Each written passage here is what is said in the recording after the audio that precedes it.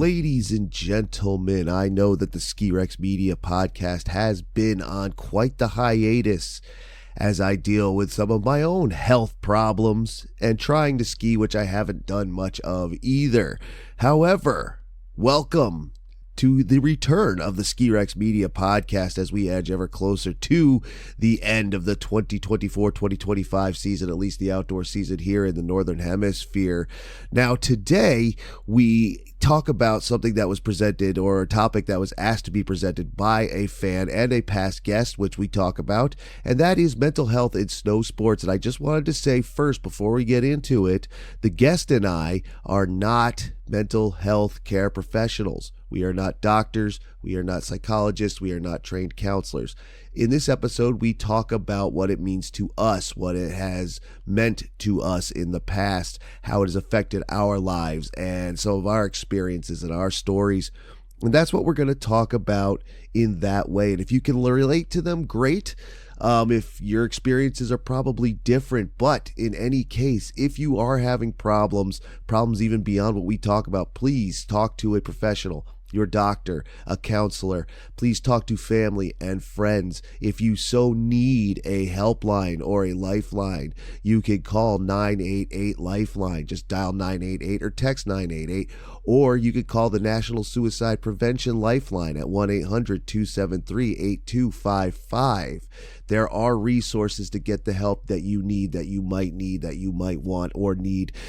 There's ways, and we encourage you to do so. But as I said, do not take any of our advice or anything we say as professional or as advice. Just listen, take from it what you want, and enjoy the program. As the Ski-Rex Media podcast returns, so does the original Ski-Rex Media fan and friend, the one and only Tech Rob, this week on the Ski-Rex Media podcast.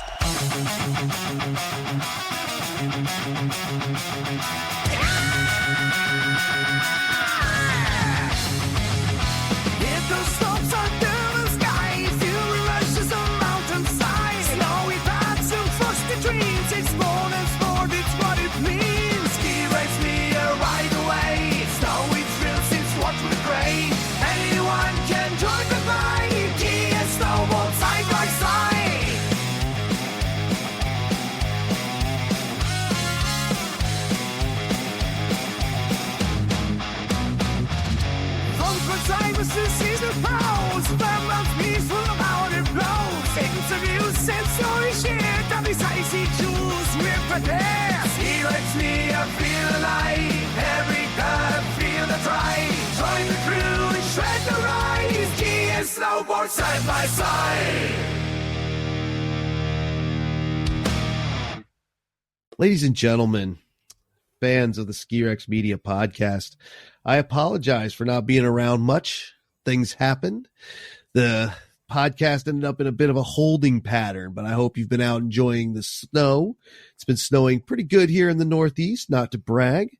I hope you've been enjoying the podcast of some of my friends, Mario and Brian, the Adams, even Stuart, whoever it is. I hope you've been enjoying their stuff while you've been waiting for me.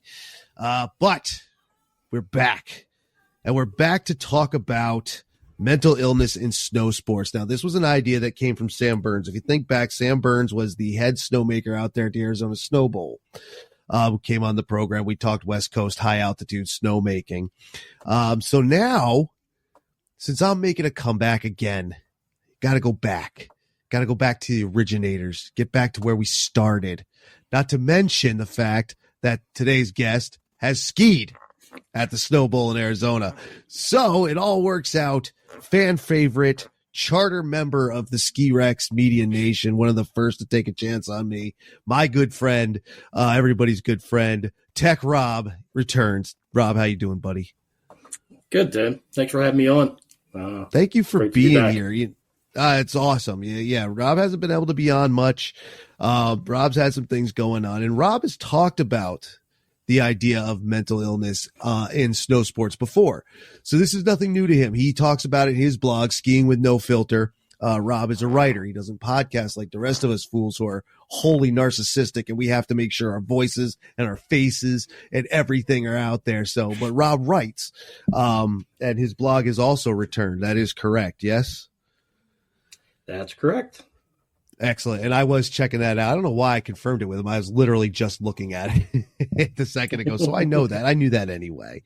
But Rob is here. Rob, how's it been going, man? You've had some stuff going on. You've had, health issues just like me, or different, but at the, same health issues. You work for the bad word company that's like Voldemort, but, we're almost not allowed to say it. How's it going out there in your world, man? It's been a while. I tell you what, it's crazy. I guess from the first time I was been on, there's been a bunch of life struggles from when the first time we were there to doing the podcast till now. I originally started the blog and I aimed it towards the everyday skier, which I believed in and still do. Originally, I thought maybe I was going to take it a different direction, but calls were from its fan base to bring it back to what it was. And, the fans definitely wanted to, they felt a connection with it. And someone had asked me to write about, mental illness and how I was dealing with it.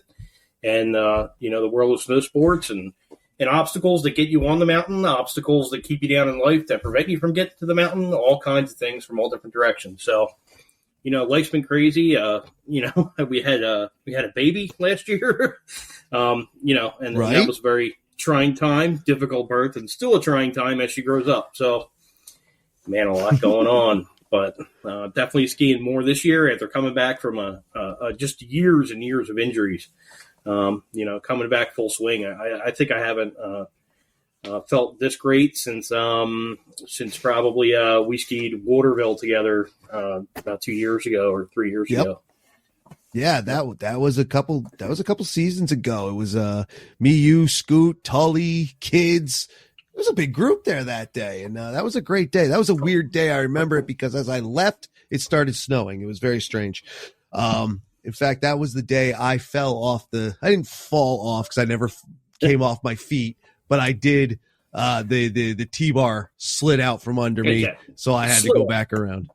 Oh, it was great. It was ridiculous. It looked fantastic. The problem was I was last one in line, so no one saw it because I ended up getting distracted talking to somebody else who was in line, and I'm holding up the line so everybody else went, and everything happened. So, but it was a good day. Rob is making a comeback. Rob will probably be up here in New England. So if you're going to be at Whaleback, that's where we will be, which is where I'm at anyway. And like Rob said, he tailors the effing blog to the street level, common everyday skier, we who are in the majority.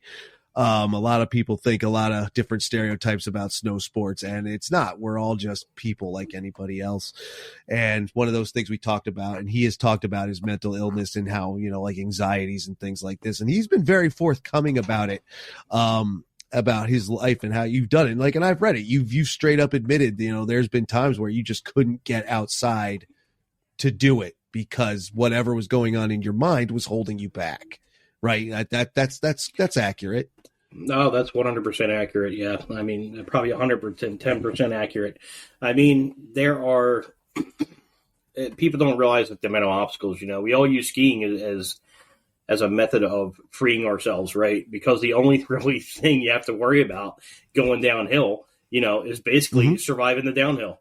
Yep. And, you get out of your mind and nothing else is in your mind at that moment, except for maybe, taking in the beauty of nature, where you are, how much you're enjoying it. And the fact of the matter is you return to these problems, as soon as you get off the hill. And, and they eventually build up, and then it eventually just prevents you altogether 100% from getting there. So the first thing you went to free up your mind in the first place is now the thing blocking you from even getting there. Which is a very interesting way to look at it, because as we've talked about many times, again, I've never gotten in depth with anybody on the program about it, but we have talked to, say, for instance, Cameron Cox over at Summit Ski Boards.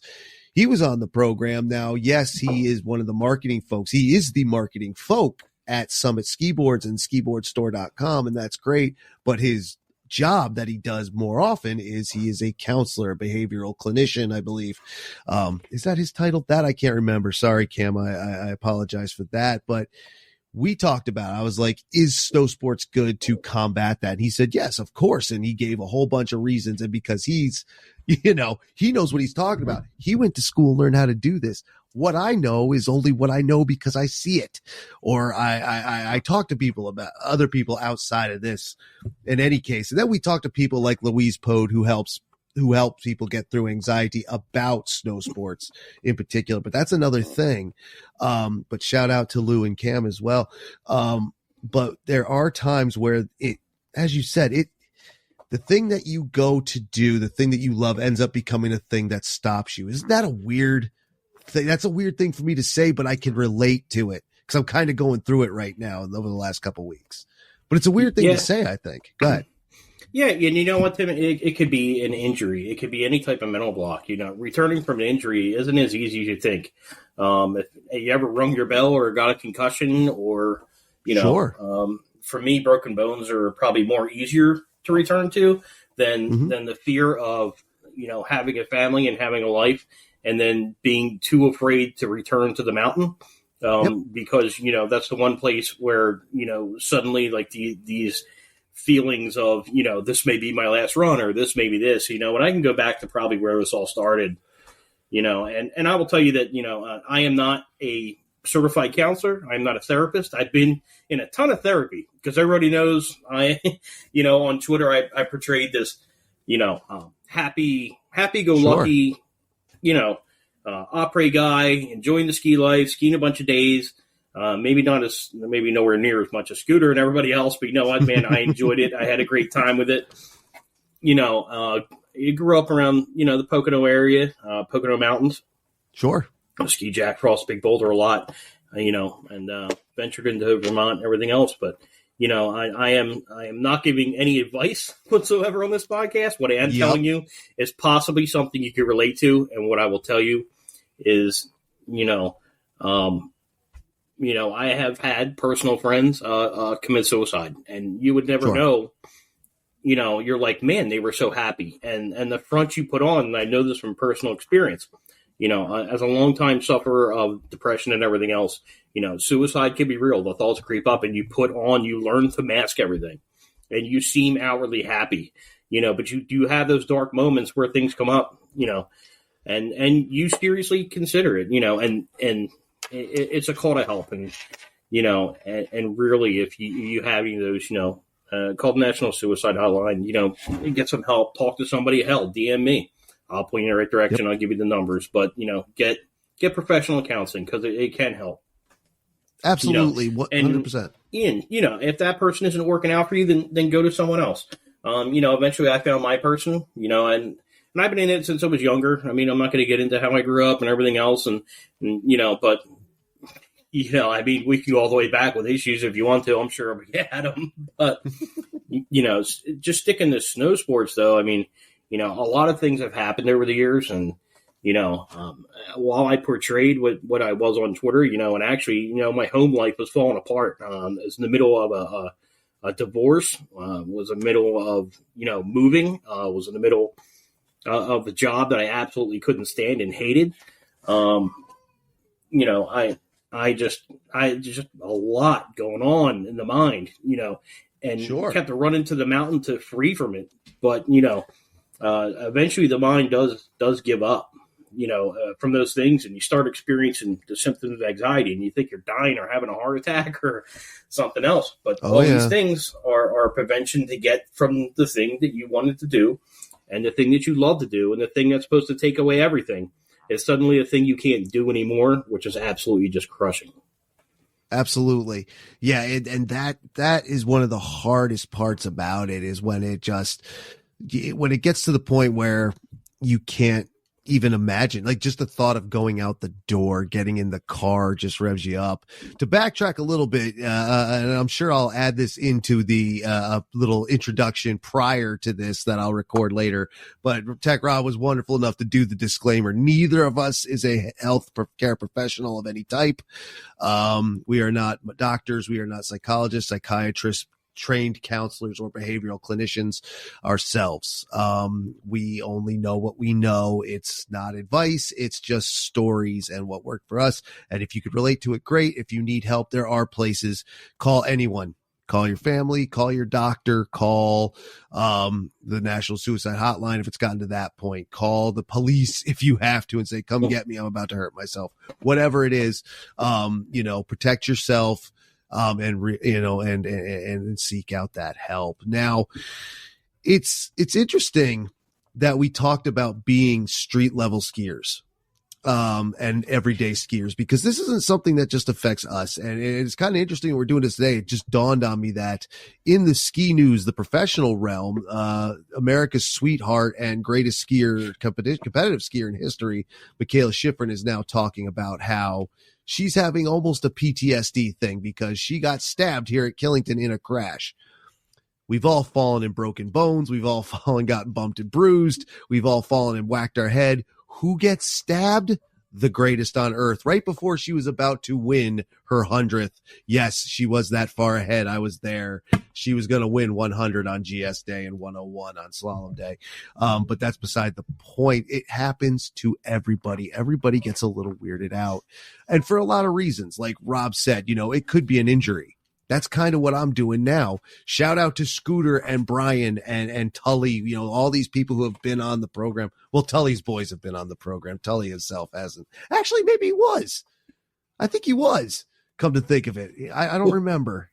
Tully, if you remember, let me know. But, I crashed at Magic Mountain. Everybody loves Magic Mountain. It doesn't love me.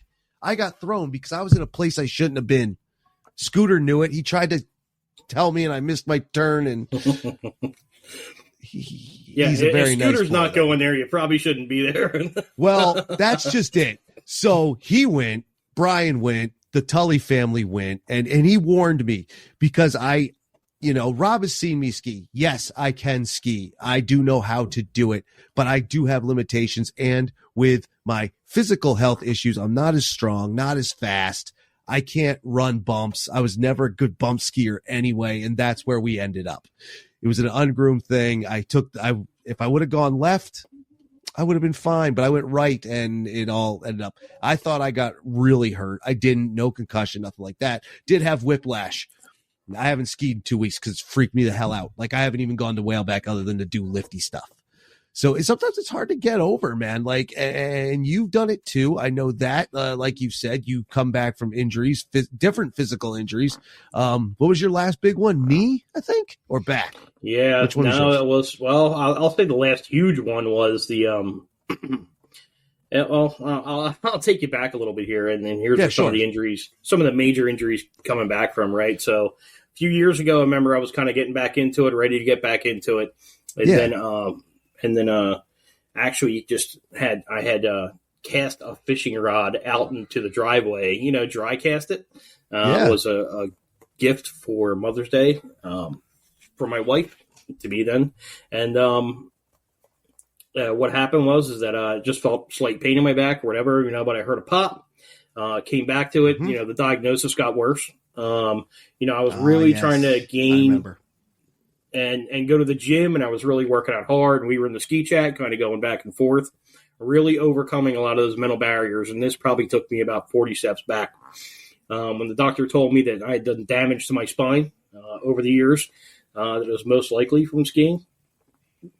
That it was most likely that, playing in the terrain park and crashes and everything else I did had most likely led to it, that it was a degenerative spine and the degenerative disc.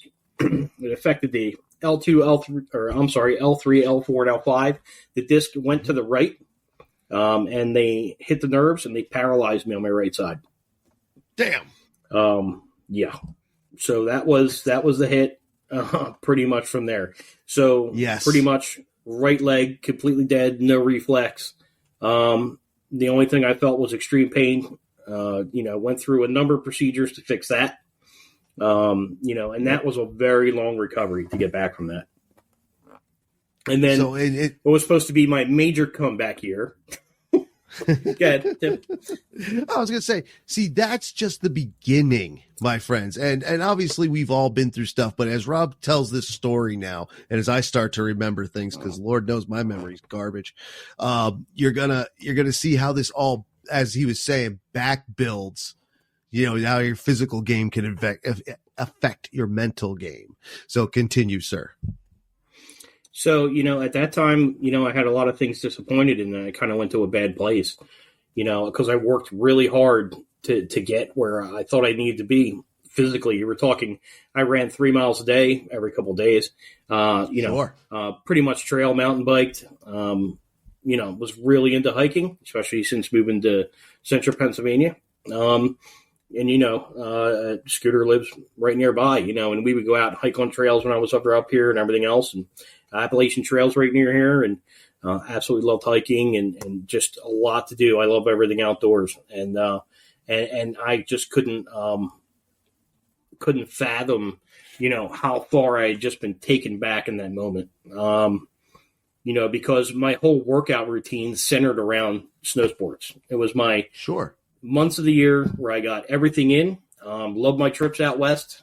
Love my small mountains back in the east. And I love New England too. And, love skiing with everybody, and all of that was taken away. And, the next mental barrier that would come would be that, hey, I can't do the job. You know what? I probably could do lifty, so they stuck me in a lift shack. I went to work for a company that everybody hates. It's the only game in town here. From that, we followed that up with a mild stroke. So, and 2 weeks later, my daughter was born 2 months early, and she was in the NICU for 39 days. So, you want to talk about mental barriers to skiing. I pretty much, at that point, wanted to take all my shit and pretty much throw it in a dumpster and walk away from it. There you go. Because I felt like nothing was ever going to take away anything that I was feeling right now. I didn't want to listen to anyone. I didn't want to have anybody tell me anything different. Thought no therapist was ever going to solve anything. But I knew I had to ask for help at that point. Skiing to me was my life. It was too important. Snow sports were my life. It was too important. My family that I have now meant a lot to me. And all of that was extremely important. And they wanted to see me back out on that mountain. The kids wanted to ski with me on that mountain. I wanted my daughter that was born to come with me out on that mountain. I wanted my wife to come with me out on that mountain. And I had a lot riding on it, but I had to do it for me first and clear those barriers to get back on that mountain. But even before any of that started, we'll take it way back to why I went to the mountain in the first place, right? Get off of work. I got 5 weeks vacation for the company I work for. Absolutely hated my job. And I'll go back to the beginning here. So, like I said, hated my job. Life's in shambles. Marriage is falling apart. And I'm on Twitter doing my thing, pretty much the stuff I love, right? And seems great. I'm in my condo and just doing my thing, and and seems like I never really let anybody in, but it's social media and I never really have to let anybody in. I'm sharing the love of snow sports, and that's what I want to do. Didn't want to become the Twitter and be a Debbie Downer, right? There you go. I'm going to share with people with what I love, and it made me happy doing that. But I've always dealt with certain levels of anxiety on my life, but the level of anxiety that hit me on my way back from New Hampshire, and this was, I believe, when we were just skiing with Scooter, Pops. Actually, Alyssa was there then. Black Mountain trip. Yes, the Black Mountain trip. Yep. So on the way back from that, I just felt like I got vertigo and everything else. And I was on the New Jersey Turnpike. Worst thing ever. 6 lanes of highway. Tell you, that'll give you enough. That'll give you enough anxiety as it is. Okay. I'll tell you what. You had that on top of everything going through your mind that you're now returning to. That's about 2 hours, 3 hours away. And my mind pretty much just quit. I started going into bad vertigo. Sure. Eventually couldn't drive. Eventually work pretty much had to put me within 2 miles of my house. They were lucky enough to do that, even though I hated my job. They still put me within 2 miles of my house, and basically became a prisoner of my own home. And that was absolutely brutal because it was right after COVID. Everybody wants to get back out on the slopes. Everybody wants to get outside. And here I was now being a prisoner of my own mind. The thing that set me free, I couldn't get 45 minutes to the mountain to do it. Mm-hmm. So it took a long time to work through that. And when I say I asked for help, it wouldn't be the first time I asked for help. I asked for help prior to that. And there's been a number of times that I've been in and out of therapy. But, knowing that I had to make the correct calls in life, and you kind of live like that most of your life with depression and anxiety, man. It really is a battle of the mind. And then I heard from, it was someone in the ski chat. They're like, hey, man, look, I know what you're going through. I was like that, too. And, and I was like, oh, wow. Then other people, Sure. I just put something out there and other people started DMing me about it, and I was like, wow, okay, other people feel like this. And it made me feel just a little bit better, right? So I was getting Sure. out to the better place and crossing that obstacle. But, we put a lot of pressure on ourselves with this many days. What pass am I going to get? We put a ton of pressure on ourselves with, I know here, I have like multiple monitors set up for work, right? So Mm-hmm. I even have an iPad over here, a phone. I would have the snowmaking cams on, like if the wet bulb was right and the snow gun wasn't on, like I was having a heart attack. Like that's how into it, I was like, Sure. Yeah. like, it's just sitting here giving myself a ton of anxiety over the same sport that brought me such freedom. And it absolutely sounds ridiculous, but it's 100% true. Oh yeah, dude, it's a weird thing. Go ahead. Yeah, so it sounds crazy now that I work through it with therapy and everything else. Absolutely sounds crazy, right? Sure. Because everything's so freeing. But what bothered me most, it wasn't so much. It wasn't even my divorce. It wasn't anything like that it even bothered me. At that point, I was just like, whatever, and it was amicable. We weren't nasty about it. They pretty much knew we ended it, amicably and it just isn't going to work. And, we tried to make it work. At a point in time, where we got back together and there was nothing there anymore. So, Sure. So we ended it amicably and we split and everything else. But, it wasn't even like those things that bothered me. It wasn't even that. To me, it was like the little things. Like, how can you not be blowing snow right now? The wet bulb's at 25 degrees. Are you kidding me? The humidity is this. And like I'm an expert snowmaker, right? Yeah, seriously. And I'm sitting there like I know everything behind the scenes. So, and I tell you what, I just think about how crazy it is to get myself so wrapped up.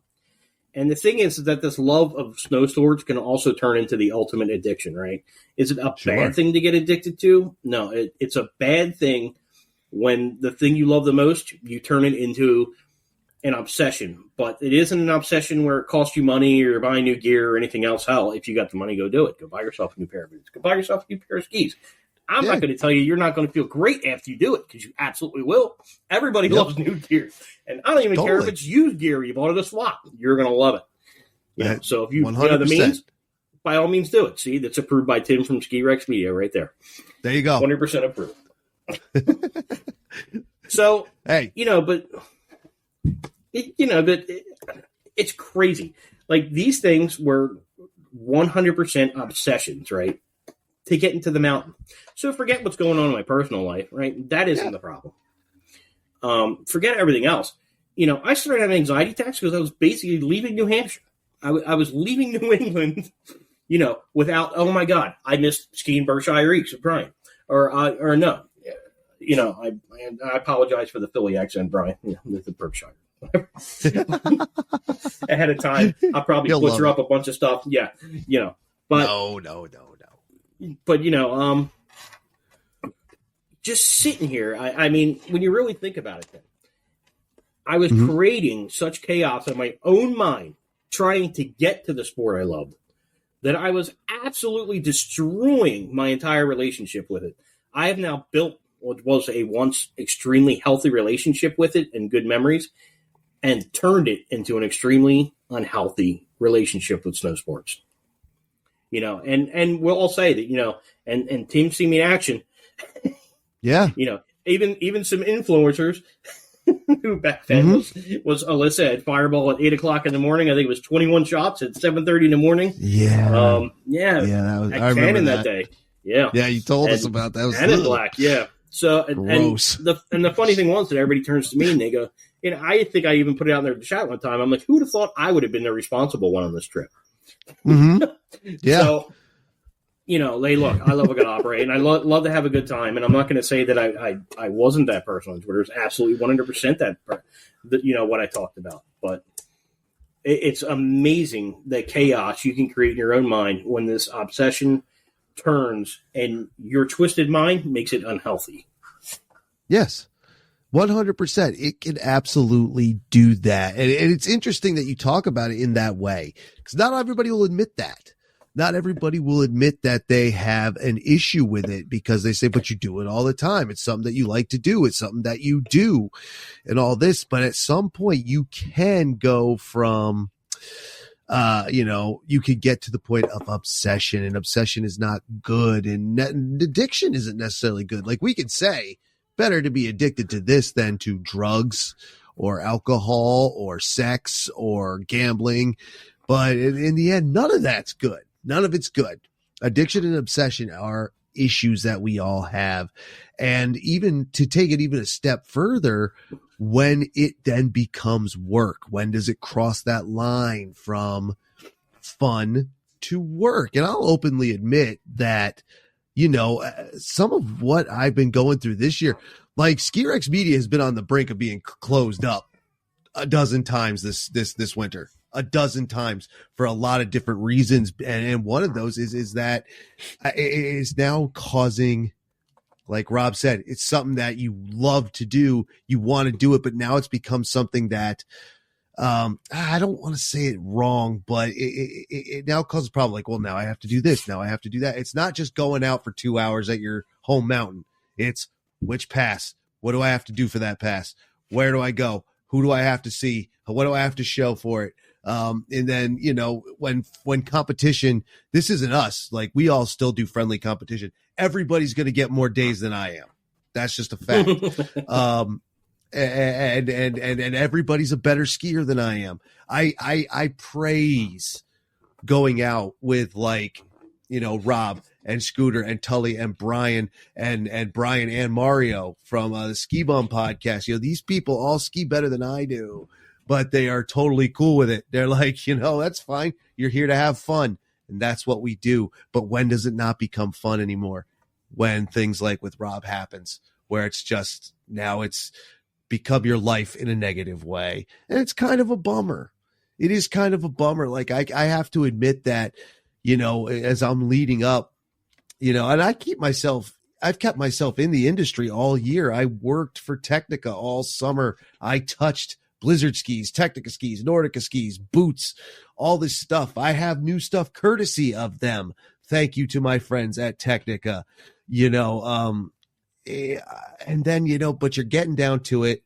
My season ends there, and Snowbound's coming up. Now, Snowbound, I almost didn't make it. Now, before I get into this story where I'm just a bit more open than I usually am, I'm never open about this stuff, but this story, I am a bit open about what I've been going through this season. But since it is, you know, so it's a good turning point here in the program and a good place for me to jump in beforehand and do the ad reads. That's right. I have been having some trouble this year, but what do? I stay close to home.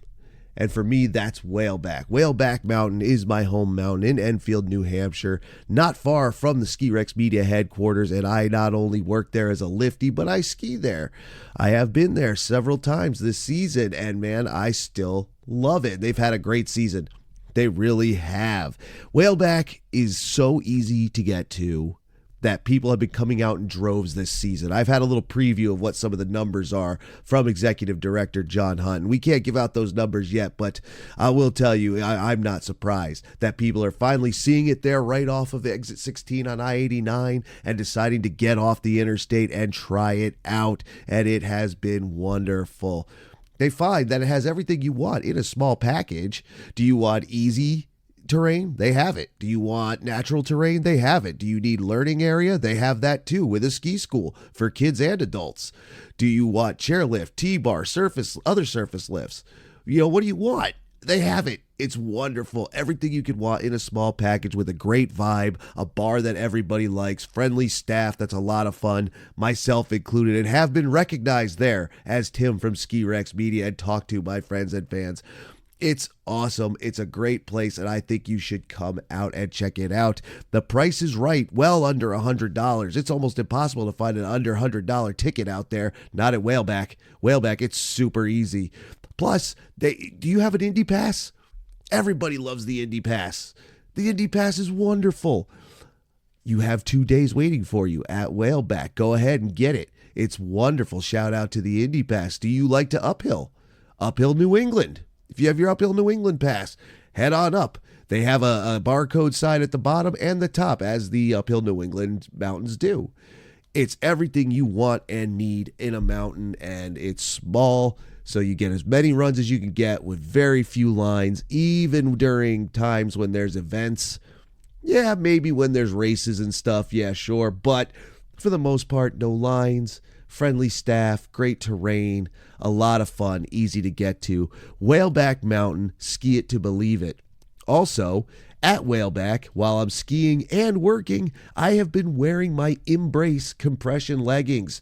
My snow sports leggings. Oh yes, while I'm working even. Feels great when you have that support in your knees and your hips and your back while you're on your feet all day bumping chairs or watching the T-bar or the tow rope or the magic carpet, whatever it is. Imbrace compression leggings feel great. They can make your ski day go longer. They can help with that. They can make you feel better. They can help you feel better after the ski day. It is built-in compression in the knees, hips, and back, plus other features.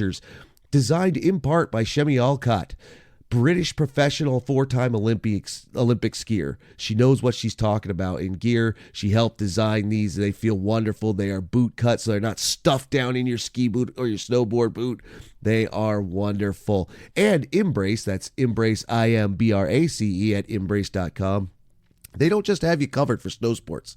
They have you covered for the other seasons as well. I have the Imbrace Dynamic Plus compression leggings. Similar technology, but built more for the runner.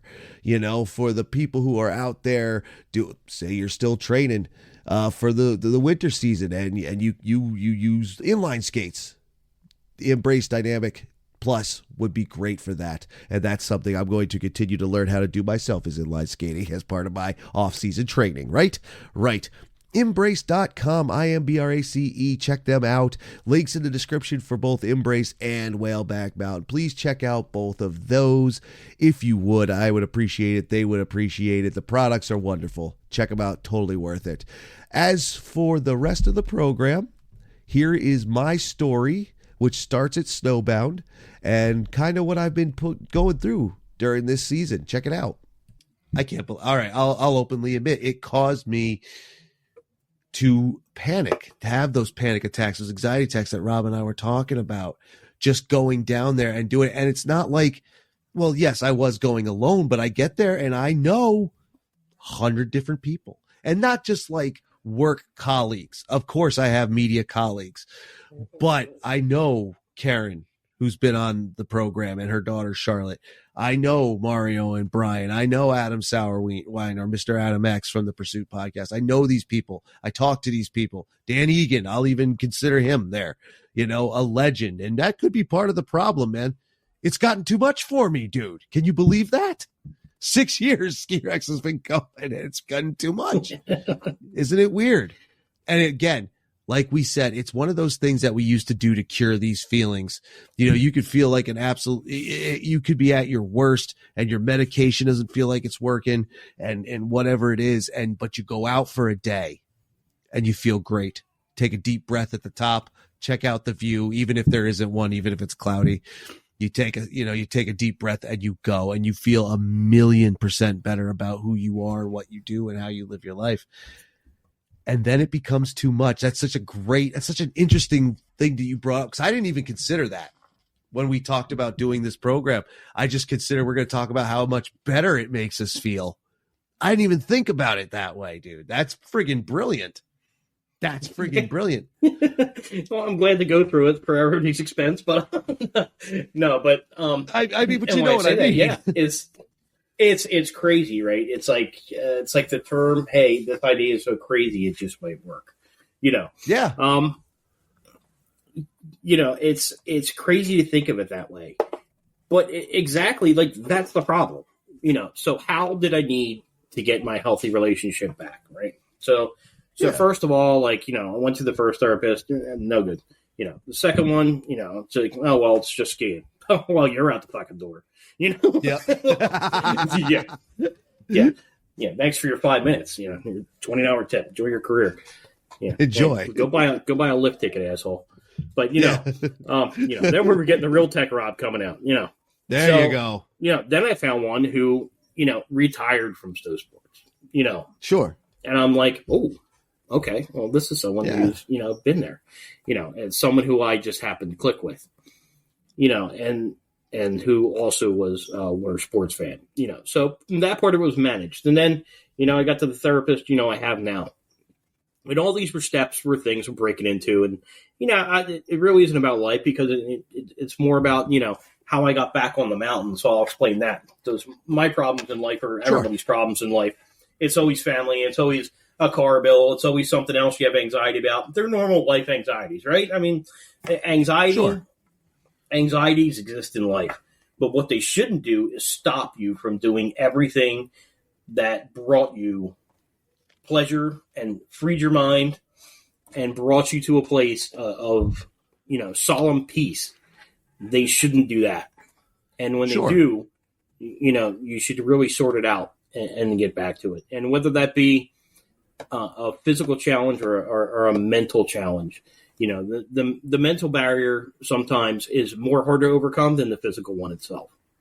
And returning from that mental barrier is even sometimes harder to return from the physical barrier. And you're asking, you know, and you're talking to someone who's got plates and screws and all kinds of shit in his leg, you know, and a rod and everything else. So, you know, and I will say that I would have taken that 20 times over than trying to return from what I was dealing with and then anxiety of getting to the mountains. But I did it, and I did it. Someone might say, okay, why don't you call an Uber? Why don't you just drive there? Well, you know, I think the Uber would have thought I was having a heart attack and drove me to the hospital. Like, it caused physical symptoms.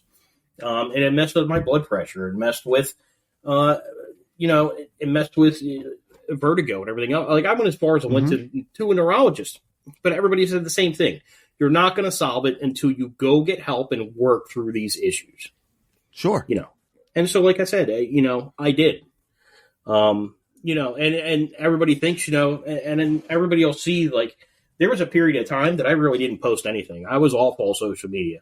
I really didn't post anything, do anything. It wasn't that life was too busy. It's I was too busy working on myself. If I wanted to come back and do anything, I had to fix what was wrong with me. And I had to get back to the thing I loved, because it got to the point where on the blog, I had nothing to write about. It got to the point where, you know, doing anything in snow sports, I had nothing to write about. To relate to anybody, I was angry because everybody else was doing it with no problem, and I wasn't. Was jealous. You know, these things, you know, and again, I create them myself. Doesn't matter what I had. It was that I created it. And then I created this unhealthy relationship that blocked me from doing everything. So, in short, day by day I got there. I would practice getting to the mountain. It's 45 minutes away. I would drive 5 minutes, 10 minutes at a time, 20 minutes. Pull over, relax, grab a bottle of water. You know, I cut out caffeine, cut out alcohol. cut out everything. And me cut out alcohol, holy shit, you know, and cut out everything, you know. Ate healthy again. Started doing small workouts. Started getting the pieces of me back, you know, that I had left.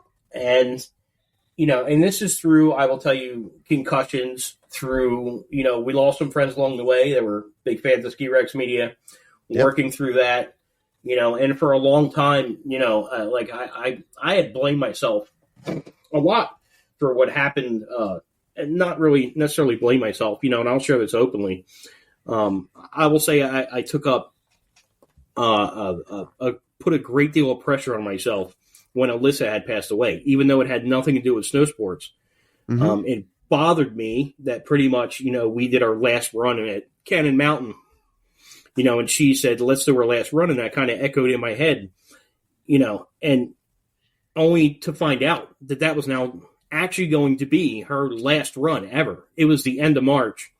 We were going back home where there is no snow. Resorts are already closed. Yeah. And little did I know that that would be her last run. And for a long time, that bothered me. But again, I put that on myself. Instead of using it, you know, using it for the good and, you know, replacing it in someone's memory, I used it for, you know, these are things that I just created in my world to bring me down. Sure. But now I had to use them to get back to where I needed to be. Because she wouldn't want me to be in that position. Nobody that we know has passed on would want me to be in that position. My own friends didn't want me in that position. You didn't want me in that position.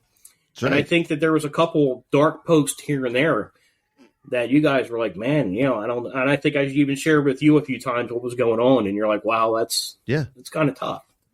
You know, it's wicked tough. Yeah. 100%. Like I, you know, there's only, we can all relate in some way. And, you know, Rob was, you know, when we've talked about this, and again, I don't bring up anything.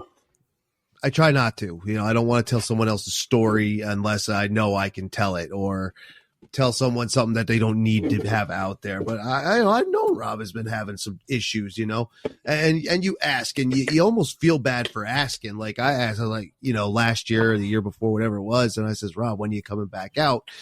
You know, but I know better, because that kind of question, when you're in that kind of mindset, that's not a good question to ask. And I know that. Like, I know you don't ask someone who's down. Like, when you go, some people think that's really encouraging. And for some people, it could be like, when you ask that question, it's encouraging. It's showing that you want somebody. I'd be like, yes, but it's also putting pressure where pressure doesn't need to be, or could. And everybody's different, of course. Again, we're not speaking for everybody. We're just telling stories. And, you know, but the encouragement comes when Rob, you know, contacted me earlier in this, you know, earlier in the season, right before the new year, and said, hey, at some point we're coming to Whaleback, you know, if we can. And again, things happen, obviously, you know, it's not like he lives down the street. He lives in Pennsylvania out there 6+ hours away, 7 hours almost, I think, actually, right? Something like that. And so it's not like, you know, something happens, you know. Yeah. So if you can't make it, you can't make it. It's not like he lives in 2 towns over and is like, dude, I'm just not going to make it. But I'm excited for that. John from Whaleback is excited for that, you know. In fact, he made a joke. He's like, is he bringing up the is he bringing up the Blackstone again? I was like, I don't know. He's like, well, if he doesn't, tell him don't bother. It's a joke, you know, but you know, obviously everybody is going to be waiting with watering mouths just in case, because we're all a bunch of slobs, and food is like currency with people like us who eat our way around the world. Absolutely. Everybody that knows me knows I feed everybody everywhere I go. You know, I still get the shaved ribeye. I still make the original Philly cheesesteak. I even drive down there to get the rolls. I mean, that's just the way I am. You know, I drive down there, get the rolls, make the cheesesteaks in the parking lot. I mean, I think I brought up, I think it was almost, I think it was between 10 and 14 pounds of shaved beef when I went to Whaleback. Ridiculous, yeah. And packs of rolls. And you know, it's pretty wild. I don't know how many chopped onions and everything else that went there, and cheese. Yeah, it was just a ton. I remember just sitting there cooking on the parking lot. We got the rental shop. We got John. We got the Lifties. You know, we got the whole crew. And, man, it was great. I say not to go from what we were talking about to food, but I remember when we were at Black and you did that, and God, I remember we all had sandwiches. Lifty's got sandwiches. I ended up taking like 5 with me. That's how much was there, dude. It was ridiculous. It was a lot of fun. Yeah, and for the big Italian family, too. So you always make more than you're supposed to and give it away and make everybody happy, right? Yeah, and it is a lot of fun. And, you know, so Rob will be making his return to Whaleback likely this season. You know, he's getting back out there. He's doing it. Now that's when it becomes, or what it could become when we talk about mental health. Now, once you're back out doing it, it becomes the happy place again. Especially when you make that balance. Like Rob said, it becomes the thing you love becomes the thing that hates you in a way, figuratively speaking. And, you know, and again, I can relate to that. Like I said, Ski Rex Media has been on the brink. Am I going to close it up or not? I don't know. Because some days I just think, God, I could just go be Whaleback's kook. I could just be the guy that everybody knows and I don't have to talk about it. I don't have to do it. And then I don't even have to do it if I don't want to. You know, we all get to that point. Even I was off skis for 6 years at one point, 6 or 7 years, I think. In fact, my first time back was my only time that I've been to Big Snow. That was my first time in 6 years was the time I went to Big Snow American Dream, and shout out to them, a place I still love. I don't care what anybody says. I like indoor skiing. It's weird. It's different. I like it, but I like weird and different things. But to that point, or to all those points, I did it. I was terrified. I'm kind of terrified again. And it's a little weird because this year, you know, Ski Rex Media has been big on safety. We talked to Kate Zelliff. For anybody who heard the 2-hour Christmas special, she told us all about recovering from that, recovering from the physical injury and then getting past the mental part of the injury, and how sometimes the mental part of the injury can manifest physically. As Rob said, he's been, you know, am I having a heart attack? Am I dying? Is something going wrong? I can't see straight. My head's spinning. And you go to the emergency room and they say, there's nothing wrong with you. You're fine. You're in great shape, they say. Your heart looks great. Your lung looks great. I've been there. I don't talk about this stuff much. I don't talk about it in my own life much, what I go through. I will lay it out that I have, yes, been diagnosed with general anxiety disorder, which means I can't stop it. I wish I could. I hate saying it. I hate living with it. I hate dealing with it. Everybody around me is so supportive and I hate it. I hate that they're supportive sometimes, which is another part of it. But you know, I've been there where I'm like, there's something wrong with me. And they say, no, there isn't. Mm-hmm. We took pictures. We took ultrasounds. We took x-rays. We took your temperature, you know, okay, you have high blood pressure, whatever, eat a better diet, and my blood pressure is actually under control. So that's something, but you know, it's rough and it can be hard to bounce back. And then sometimes a little thing can set you off. You know, I was sure that I had a concussion or I was developing an embolism or something in a fall where I didn't even know if I hit my head. I don't even think I did. Scooter might know better than I do. He saw it. I don't know if he actually saw it, but he was right there when I did it. But even so, you have to try and put the facts together. 1, it was a low speed fall. I had almost recovered and stopped. It was a low speed fall. 2, wearing a helmet. 3, that helmet is brand new technology. It's an Anti-Ordinary helmet. Shout out to Rob and the folks down in Australia from Anti-Ordinary. If you haven't heard his episodes, very interesting. We talk all about it, have a lot of fun. And, you know, it's the whiplash, sure, my head probably cranked to the side, but I didn't get hit. And I couldn't tell myself no. And this is the stuff I deal with, and I haven't skied since. I've been to Whaleback to be a lifty, but getting myself on the chair, even going up to the top to be a lift operator at the top, I can feel my heart pounding.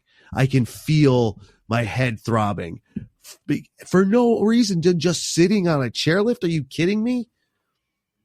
These little things can backbuild. And again, Rob said, we all go through it every day, but there are a few of us out there who have something wrong that won't allow us to just be the little things. It has to be something bigger. And then sometimes what we use to get around that, like I feel great sometimes when I'm skiing. I don't think about anything. And then now it's rough. I'm messed up, Rob. We all are in some way, I think. Yeah. I mean, I had the same thing. Diagnosed with generalized anxiety disorder, and it's a bitch, man. But and I tell you what, it's funny that you told the story about the going up to the lift shack, because this season was my return from not only rebuilding myself from those physical ailments, right, which to me was no big deal. I was used to working out, everything else. I was just careful with it. And last year, I probably skied, I think I had a total of 5 days. I was happy with that. I skied with the kids. I skied greens. I just skied a couple of things, just to get myself back into it. And one of the things was that early in the season, me being a lifty at the company we all know and hate, but it's the only game in town here, like I said. So the one thing is that I enjoy my local mountain. My mountain is very, very local, right? So it doesn't really run like a V resort. So yes, it's run very more local. You're hard to find an out-of-state plate in the parking lot. Most of the out-of-state plates or the surroundings all go to those mountains. You'll be very hard to find one in this place, right? Maybe a few here and there. Anyway. Sure. When I first started working there this season, I was stoked to get back to it. Everything else made me happy just being there, made me happy just around it. And a big part of my frustration was turning in my uniform, last year after I came out of the hospital, after, my daughter was born, I found time to come down, and my wife's health was not that great at that time. After having the baby, so there was a lot going on, and just recovering from the fog of that small mild stroke. Luckily, no permanent damage, except a few brain cells, which I lost anyway, probably back in the 80s and 90s. So we're good there. So we're good there. It took a little bit more what I have left. I still have, some mental things here and there, some brain fog and everything else. It's either getting older. I attribute it to that. The best thing I came out of having the mild stroke is that I struggled with blood pressure all my life. And after I had it, I have not had one blood pressure issue and not one medication. I pretty much went off any kind of blood pressure medications that I was on. Very good. And everything else. And they're like, you don't need blood thinners. You don't need this. You don't need that. And we don't know what happened, but hey, so I'm like, okay, cool. Because I struggled with that for a long time. Sure. Especially having anxiety, you're just bound to be on blood pressure medication eventually. So,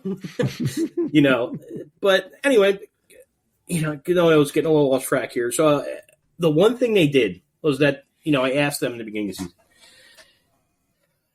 do not put me on the lift where I had that mild stroke. Sure. It was a top lift shack. I was up there, preparing the ramps, preparing for the mornings, testing controls, everything else. And I gave it no thought. So they told me, they said, Rob, you're on lift 3. So gave no thought to where lift 3 was, gave no thought to anything else. And this is where the therapy kicked in. To be able to calm myself down, face the fear, and get back to it. And get back to enjoy it and like it. Now, we all know that I used to love terrain park, and I loved watching the people do it. Even though, I was like a one-trick person. I'd slide the boxes, fall off the rails, whatever. That's all right. And I love the ski jumps, and I loved a lot of the bigger features, that I did. And, just sitting there watching it is just relaxing. And watching these kids today, man, are just unbelievable. They're unbelievable. Do so much more than I ever could. But, man, they are 100%. 100%. And just amazing. And they're having such a blast, the hoots, the hollers, great atmosphere, but I had to put my focus really in that direction and work through what I had been taught through my therapist to even get there. Because on the way up the lift, man, I was like freaking out. They said, you want to go to the top shack? And I'm not going to let them in on my personal life and what happened. Or, I'm not going to call the lift office and be like, you can't put me there. You did. Didn't have a choice. We all know when you're short people, you got to do what you got to do. And there was a lot riding on me, and it also gave me an opportunity to know that I can overcome something, right? I got back on the mountain. I got back to being a lifty. Now I'm back to skiing. Now I should get back to something that I used to love to watch do, is watch, everybody from the top lift shack. because the top lift shack's aimed in such a way you can watch people hit the jumps and features while you're still watching the lift. Oh, that's cool. And it's not overly busy. It's not a very long chair either. It's only 31 chairs. It's very short, right? So, typical park chair, and it also has a J bar too. So most of the people don't even take the lift; they take the J bar up and hit the features. And J bar again is probably about 3/4 length of that lift. So, you don't get a lot of traffic to where your attention's focused on the lift the whole time. But I used what I learned in therapy to overcome a lot of things, and my wife now, who's in more of a mental health field, and no, she is not my therapist, and also no, she refused to be my therapist. She cannot be. Good. And I don't blame her one bit. But I wouldn't wish me on anybody. But, I'm surprised some therapists didn't quit. But, sometimes my therapist just puts down the pen and smiles and folds his hands, and I'm over there telling him whatever and, and doing my whole thing, my crazy, wild, tech Rob ways. And, and he just smiles and nods and, and then tells me something that I don't want to hear, but I know it's true anyway and just need to face it. So, and my wife, although she has been a big support now, long story short, I talked about the divorce, but then there's also life after that, getting remarried, wound up with a wonderful woman that, we had another child with, and she had 3 wonderful older children. Same thing. Love of snow sports. Got them on snow. And thanks to the people to the East Coast Key Chat that had got them on snow and it helped out for all the years. But, just to get back to the point though, overcoming those things to be able to do things with them again.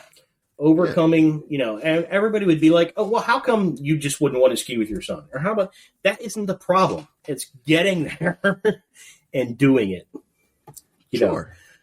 But, the chairlift story has a lot because this just proves to the magic of behavioral therapy. I worked through it and I got up to the chairlift. And I wasn't scared to go back to that chairlift again. They have since put me many a times. And not once has it crossed my mind that I had to dwell on the fact that I had a stroke up there. Because the fact is that I'm not having one now. And I'm up there doing my thing. I'm enjoying it like I did. So now I can now return to these things that are causing me so much anxiety, and solving the big problem, which is the biggest problem of all, which is myself. Sure. Which is crazy, right? Absolutely crazy. Because we're very aware of what we're doing in the moment. We're very aware, and we're very good at lying to ourselves, telling us that this is healthy, or that's healthy, or no, it's just a nice, it's not so much an obsession. It's just this and that. Meanwhile, all the pressures that we put on ourselves, and especially if you're on social media, like groups on Facebook and everywhere else, I'm not going to name any particular groups, people go on there for sincere advice, and I watch people that sit there, oh, you fucking asshole, or this or that, or, oh, why don't you come ski Jackson Hole? You know what? Fuck that.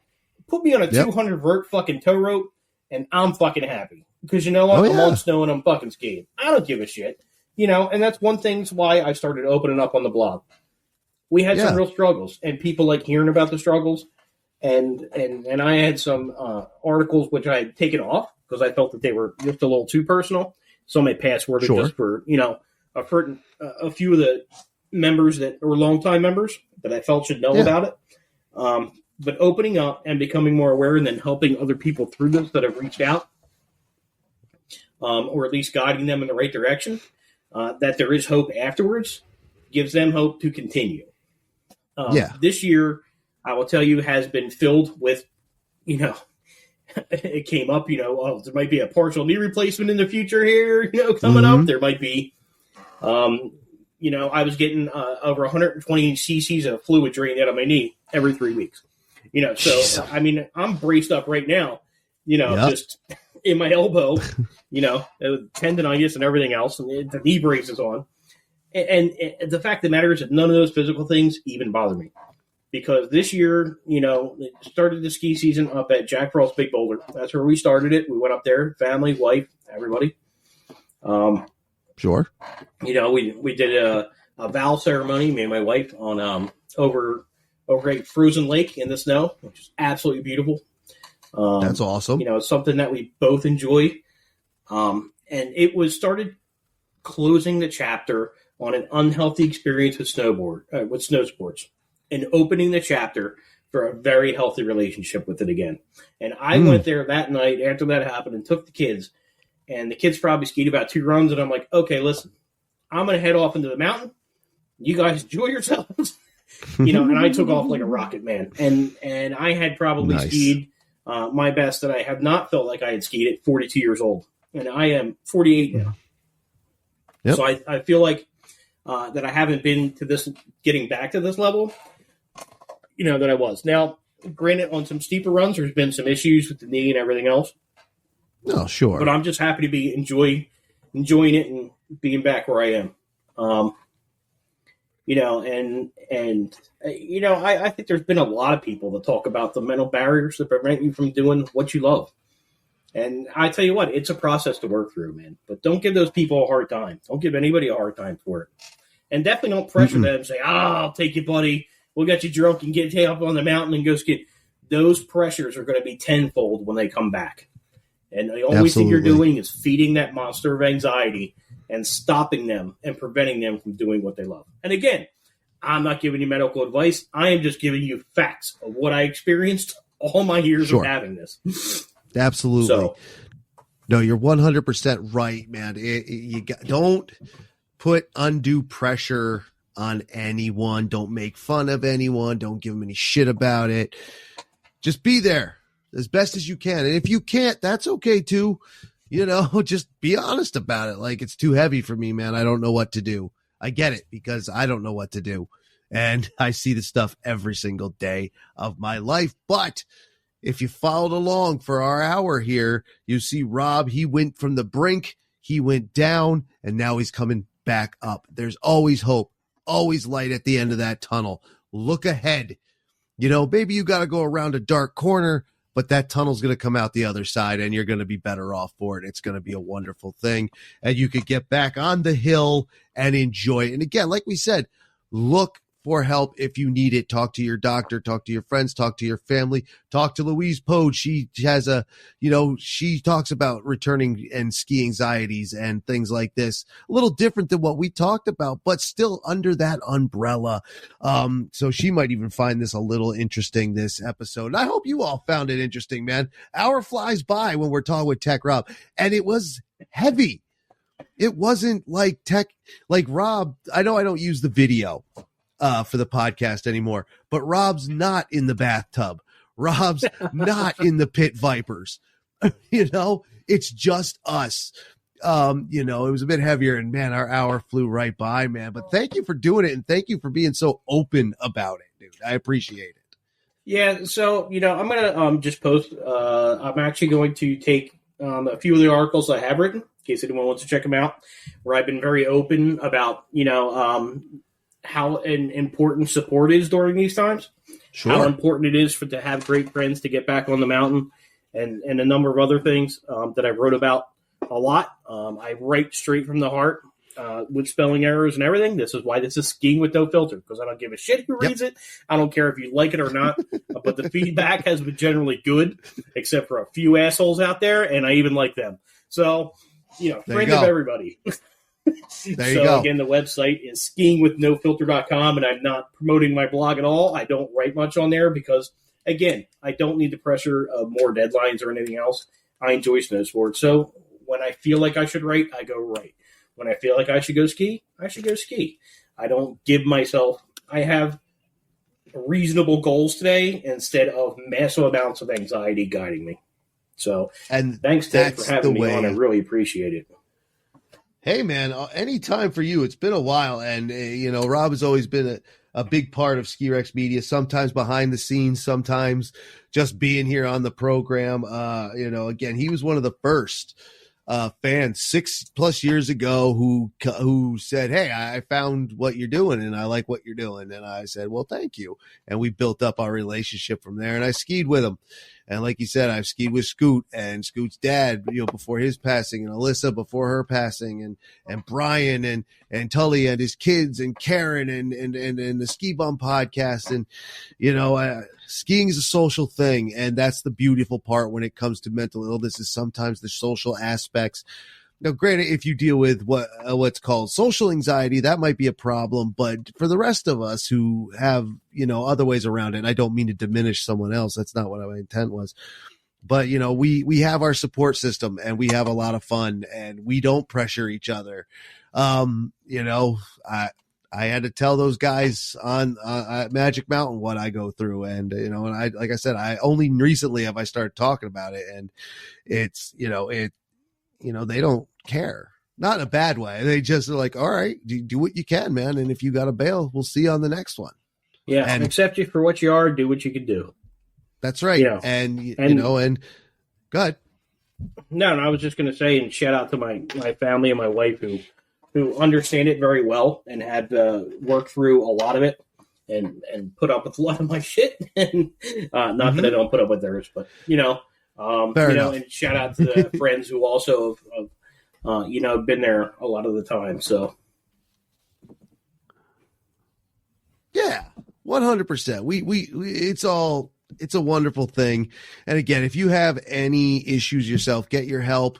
Look in the description. I, of course, have, information down there if you need help with something. I also have links to Rob's blog, The Skiing with No Filter, aptly named, beautiful thing. I was one of the ones who went after him about the punctuation and grammar and all that other stuff, but I couldn't help it. It's just what I do.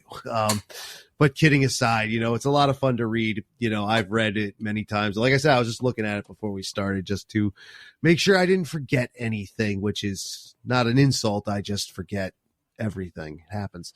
All right. So check that description for those things. We'll let Rob get out of here for the night, and then I will come back and do the closing as I always do. Once again, Rob, thank you. And we'll see you when you get up here, man. All right. Thanks, Tim. See you soon.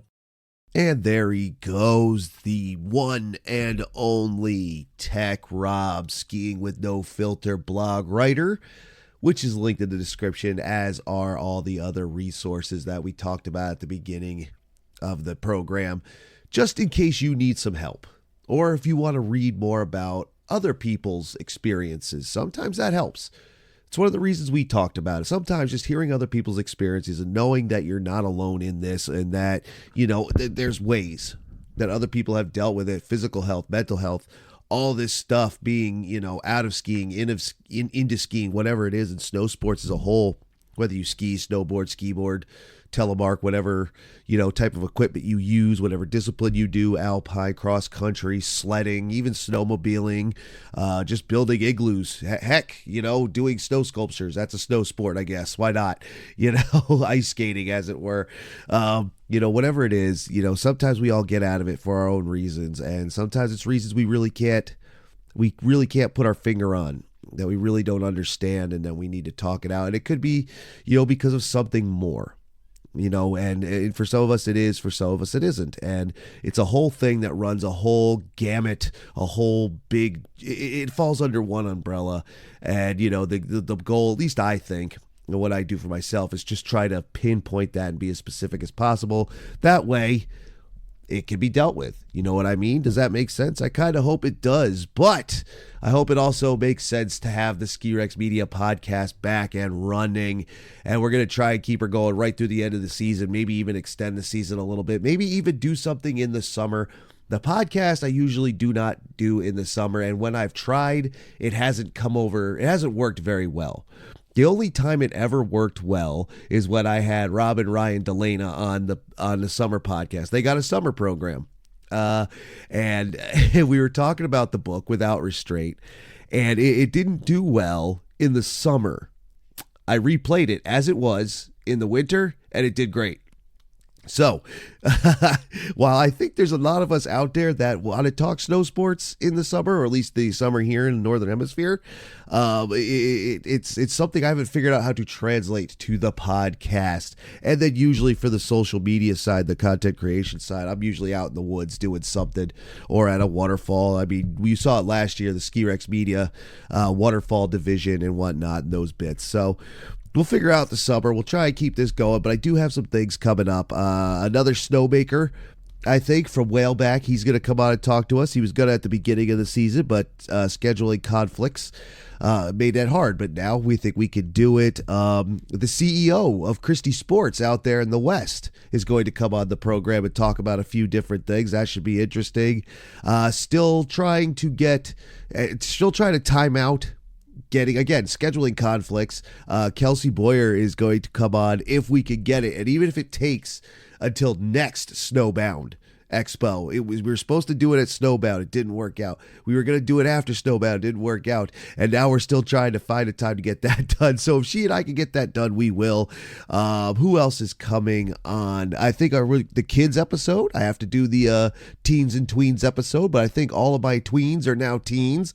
So all of my teens. So now it's just a teens episode. We'll see who we can get on for that, for youngins. We also have at some point, we'll have the group panel for the closeout of the season, which will have probably the usual players. Tech Rob, Scooter, Brian, Tully, Karen, the other Brian from the Ski Bum podcast, maybe even Mario if he has time. We might even throw a few more people in it. I'm not 100% sure how it's going to work this season because that's, again, a scheduling thing.